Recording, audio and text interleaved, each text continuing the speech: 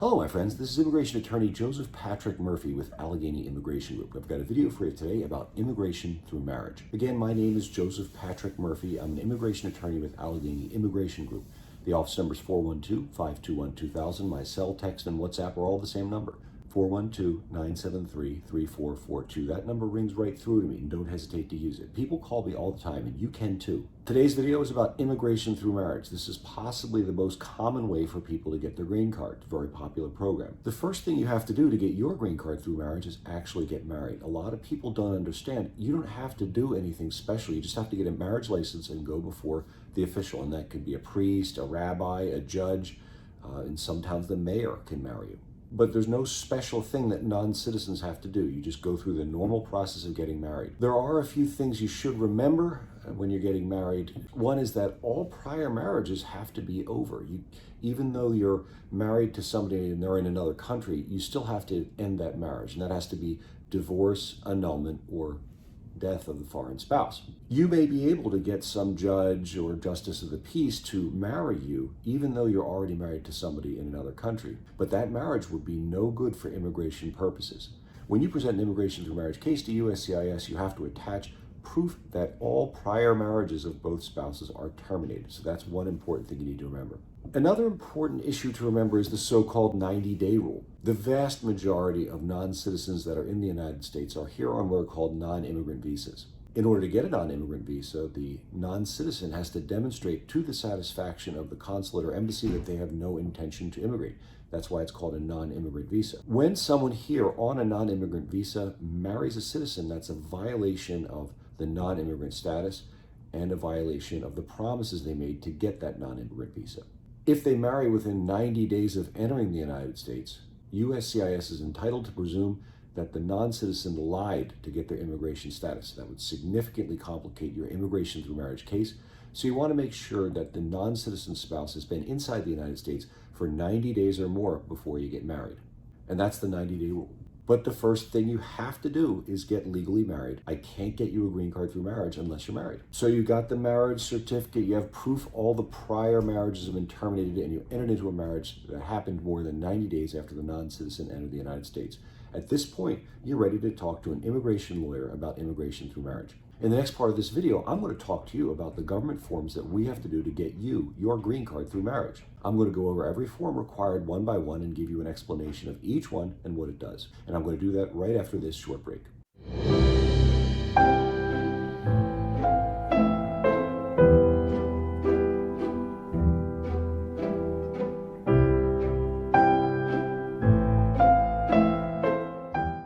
Oh, that's a nice video. Those are always romantic, those immigration through marriage videos. My name is Joseph Patrick Murphy. I'm an immigration attorney with Allegheny Immigration Group. In this video, I'm discussing the process of immigration through marriage. Before that short break, I promised to go over the forms required to get a green card through marriage, and I'm going to do that in this section. Before I get into the forms that you have to file to get immigration through marriage, I want to caution you. There are a lot of self-help kits and guides. There are immigration helpers and even immigration scam artists out there. Many of these kits and guides have outdated forms in them. I don't think it's any big surprise to anyone watching this, but there's been a lot of tinkering with our immigration system over the last couple of years. Many forms have new versions, and there are many new forms that exist in an immigration through marriage case. If you use an outdated form or you forget to include a new form that didn't even exist when a self-help guide was written, at a minimum, it's going to cost you time and money. I understand money's tight, Corona, and I also understand that lawyers can be expensive. Just be careful using those kits and guides and immigration helpers. My name is Joseph Patrick Murphy. I'm an immigration attorney with Allegheny Immigration Group. My home office is in Pittsburgh, but I can and do represent people all over the United States. Immigration law is federal law. It's the same in Alaska as it is in Hawaii, as it is in New Jersey. Many people in the so-called big cities have found it cost-effective to use our firm because we can provide the exact same immigration services at prices which our customers report to us are 25 to 50% less than those big city lawyers. If you're thinking about using a lawyer for immigration through marriage, give us a call. Let us quote the job. 412-521-2000 is the office. 412-973-3442 is my personal cell, and I'll be happy to talk to you to you about your immigration through marriage concerns. All right, so let's get into the immigration through marriage forms. Now, there are a bunch of required forms and there are some optional forms. I typically file 7 forms in an immigration through marriage case, and I'm going to go over what those are right now. The first form is the I-130 petition for alien relative. Let's see, that's 12 pages long. The I-130A, that's supplemental information on spouse beneficiary, that's 6 pages. I also file an I-131 application for travel document, that's 5 pages. The big one is the I-485, that's the application for green card, weighing in at 20 pages.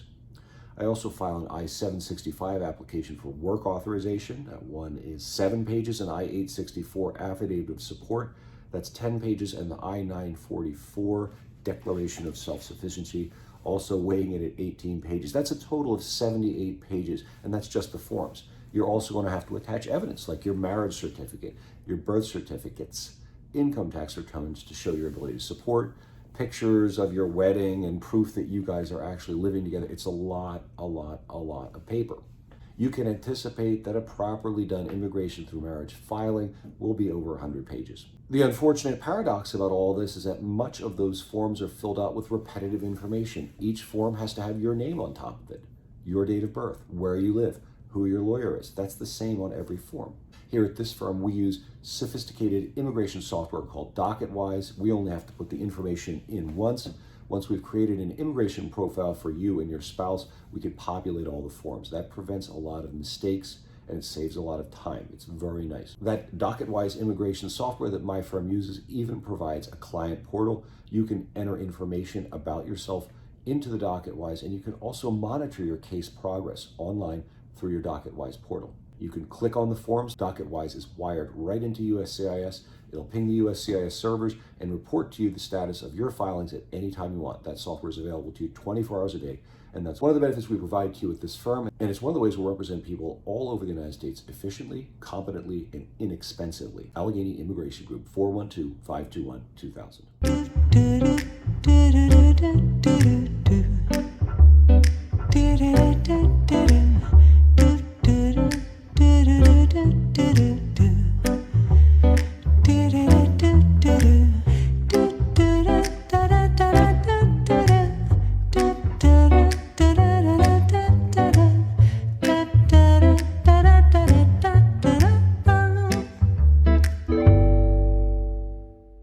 Okay, before the break, I was going over the 7 immigration forms that we use in every immigration through marriage case that we do at this firm. I'm going to go over those again now. All right, the first form is the I-130 petition for alien relative. This is the citizen spouse filing with the United States. The citizen spouse would be the petitioner, and they're saying, I'm a citizen, I'm married to this non-citizen, it's a real marriage, please give my non-citizen spouse the privilege of filing for a green card. So you're going to have to attach some things to that to prove that the things you've stated are true. You're going to have to prove the citizen is going to have to prove that they are in fact a citizen. Do that with a birth certificate issued by one of the United States, a passport issued by the United States, or a naturalization certificate issued by the United States. But you're going to have to prove that you're a citizen. That's the foundation of your right to file for your non-citizen spouse.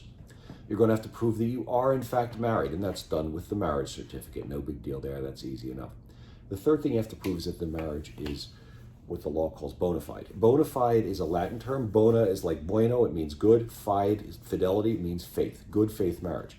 That means that you got married for the purpose of getting married. You didn't get married just to help somebody get a green card, that it's not a fake marriage, but a real marriage. You prove that a marriage is bona fide by proving that the spouses have commingled their affairs in one way or another. Obviously, if you've got a kid together, that's the ultimate commingling. You rarely see a challenge to the nature or the bona fide nature of a marriage where there's children involved. Where there are not children involved, bona fides are proved by things like a joint lease, listed as additional drivers on each other's auto insurance, having ID that show that you both live at the same place, joint magazine subscriptions, reciprocal life insurance policies. I'm not going to get into a whole discussion of bona fides in this video. There are plenty of videos out there about how to prove that a marriage is bona fide, but you're going to have proof that the marriage is bona fide with the 130. Now you're going to file all these forms at the same time. They all go in one envelope to a special office that's designed for family-based cases. And that's what an immigration through marriage is. It's called a family-based adjustment of status. So there's a special office for family-based cases, and you put all these forms and all the evidence in one envelope and you send it to them. A lot of people want to do this one at a time, and you can do these things one at a time. This video isn't about how to do that, and I don't think you should, because it'll waste a lot of your time. But the next form that goes in that packet to USCIS Family-Based Adjustment of Status Office is the I-130A. That's the supplemental information on spouse beneficiary, where the I-130 is filed for a spouse. The spouse has to file an I-130A, and that's to give us some information about who they are. The spouse will have to put down their name, date of birth, place of birth, family members, job history, address history, and so on. And that's the I-130A.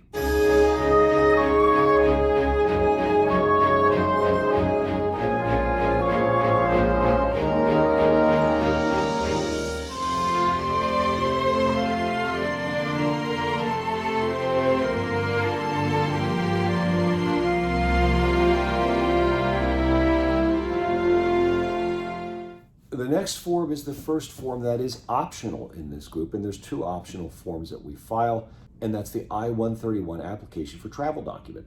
If you file an application for green card and you leave the United States while that application is pending, that is, while you're waiting for that application to be decided on, it's normally treated as abandoning your application for green card. If you've got an approved travel document, you can leave the United States without it being treated as if you abandoned your application for green card. And that would be really nice. If you and your spouse wanted to go for a honeymoon to Niagara Falls in Canada, or even Cancun, Mexico, it's absolutely necessary that you have a travel document.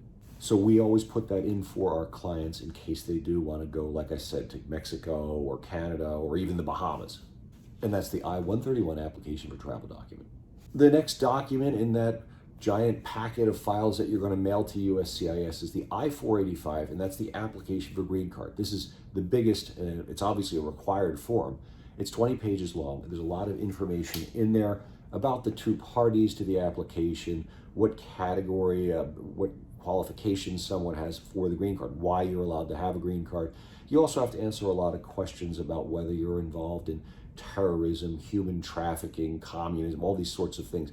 Those should almost all be no, unless you have a very good explanation, because most of those, if you answer yes, they'll disqualify you from getting a green card.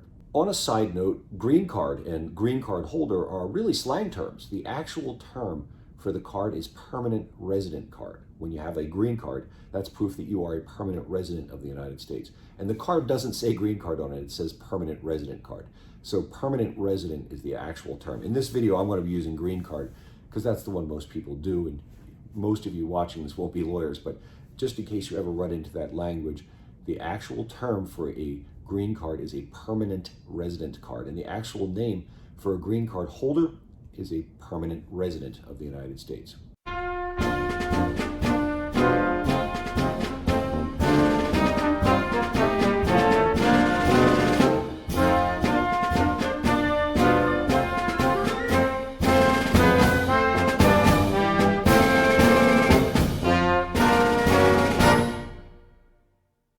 The next form in the series of forms I file is the second optional form, and that's the I-765 application for employment authorization. This is an application for a work permit. My office commonly puts an application for work permit into that large packet of documents going to the Family-Based Adjustment of Status Office. The work permit based on marriage to a U.S. citizen can come relatively quickly, 4 or 5 months after you file. So that's the I-765 application for employment authorization. That's the second of two optional. The other one is the I-131 application for travel document. One neat thing you should know is that where someone applies for a work authorization and a travel document at the same time, USCIS will commonly put them both credentials, the travel document and the work authorization, on the same card. When the card is a combination work and travel document, it's called a combo card, and that's kind of a nice thing to have. The next form that we submit is a required form. That's the I-864 affidavit of support. In the I-864 affidavit of support, the citizen's spouse is entering a contract with the U.S. government, promising to reimburse the U.S. government if the non-citizen spouse uses any public benefits while in the United States. The obligation lasts until the non-citizen spouse becomes a citizen, dies, or for 40 quarters, which is 10 years. The non-citizen spouse filing an I-864 is required to attach income tax returns showing that they have enough income to make good on the promise if the government ever had to enforce it. You have to show sufficient income to support your non-citizen spouse, yourself, and everyone else who's dependent upon you at 125% of the poverty level. You don't have to be rich to sponsor a non-citizen spouse, but you do have to have some income, and it has to be earned income. You can't use income from public benefits yourself. The citizen spouse has to use earnings from work. If you'd like to see a table of how much income you have to show to sponsor a non-citizen spouse, you can look that up. Just Google I-864P. And that's it. The I-864 affidavit of support, that's a contract with the government to support the non-citizen spouse, and you have to attach income tax returns showing you have the ability to do so if they ever have to enforce the promise. The I-864 affidavit of support.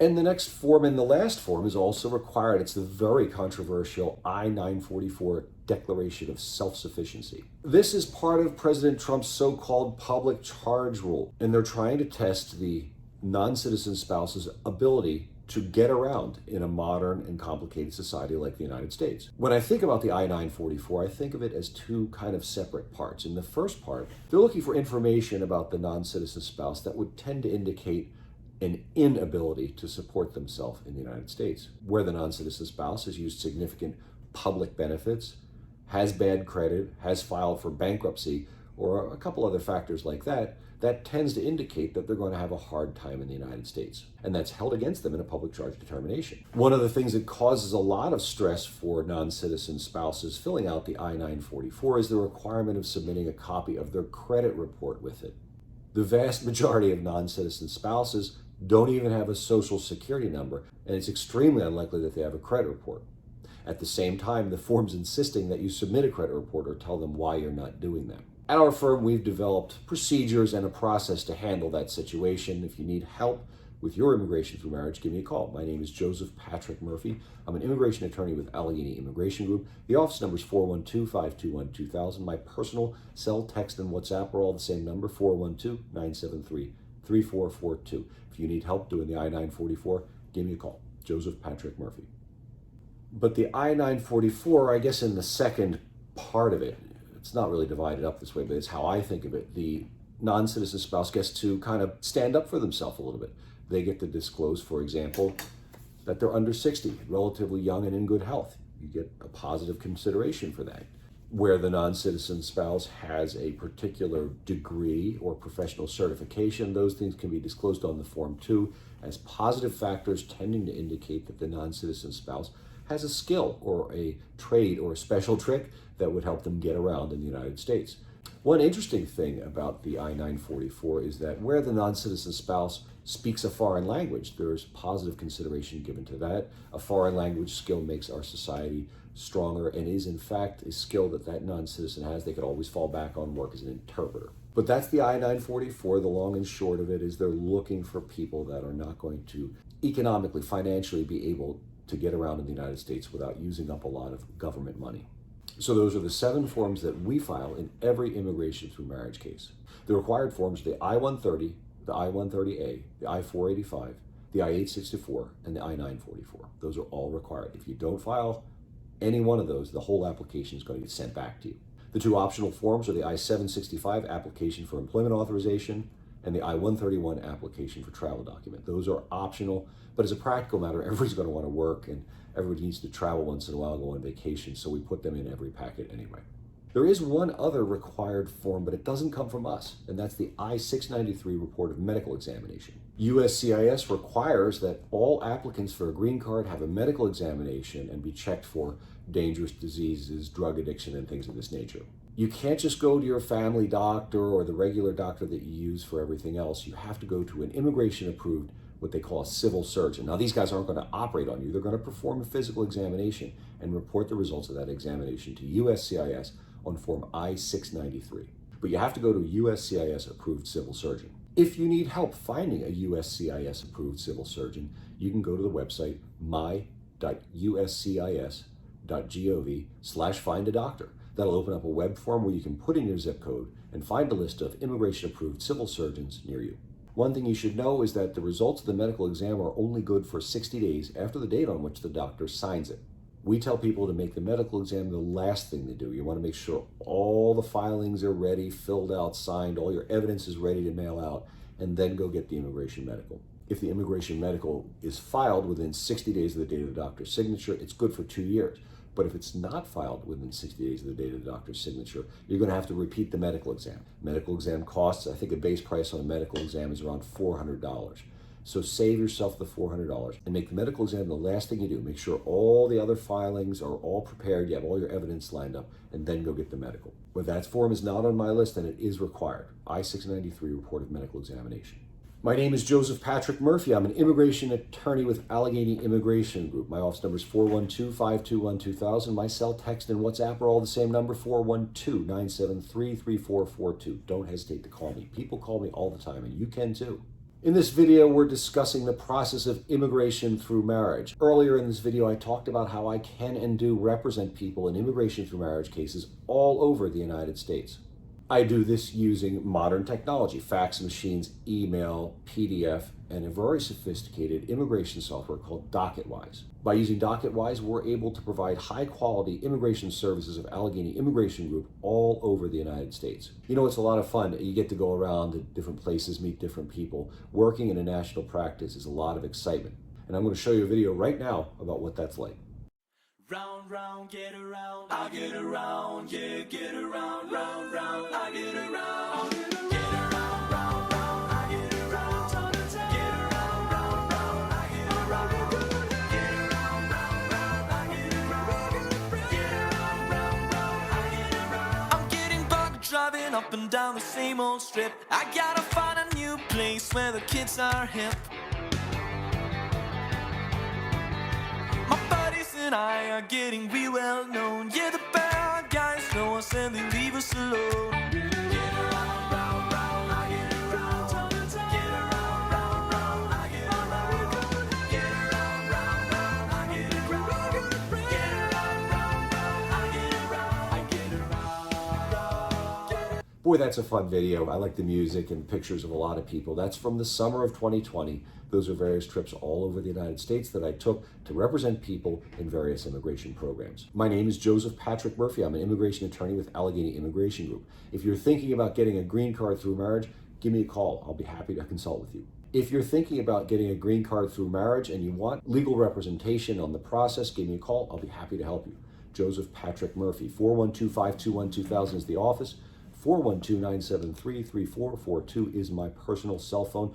Don't be shy. People worry about calling the lawyer. People call me all the time, and you can too. Joseph Patrick Murphy with Allegheny Immigration Group for representation on your green card through marriage. My name is Joseph Patrick Murphy. Over my career as a family-based and humanitarian immigration lawyer, I've done hundreds of green card through marriage cases, and I'd be happy to help you with yours. My office is in Pittsburgh, but I represent people all over the United States using technology like DocketWise so I can give you the high-quality immigration services of Allegheny Immigration Group.